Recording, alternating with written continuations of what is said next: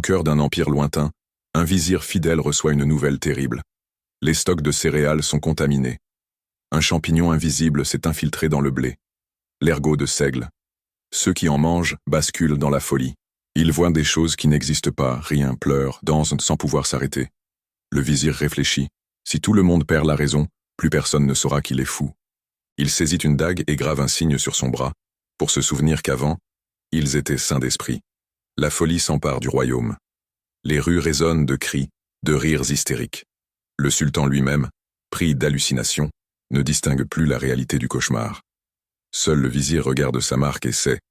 Cette histoire est une légende, mais l'ergot de seigle, lui, est bien réel.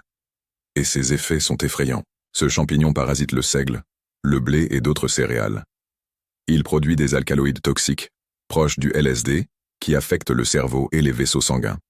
Deux formes d'ergotisme existent. L'ergotisme convulsif, hallucination, spasmes, mouvements incontrôlables. L'ergotisme gangréneux. Les extrémités noircissent et tombent à cause d'une mauvaise circulation du sang. Pendant des siècles, l'Europe a connu des épidémies terrifiantes. En France, on l'appelait le mal des ardents. Les victimes étaient en proie à des crises de convulsions et à une sensation de brûlure intense, comme si un feu invisible les dévorait de l'intérieur. Certains hurlaient de douleur, d'autres perdèrent la raison.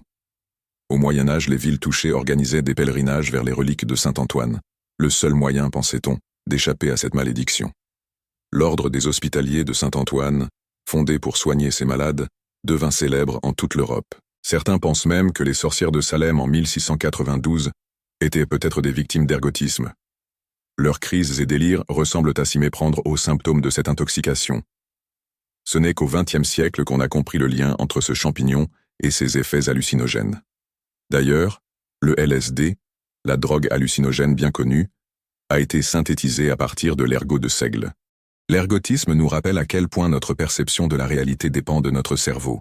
Si toute une société voit le monde différemment, qui peut encore dire ce qui est vrai? Et vous?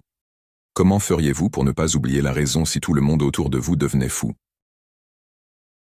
Abonne-toi et like mes vidéos si tu veux plus d'histoires étonnantes.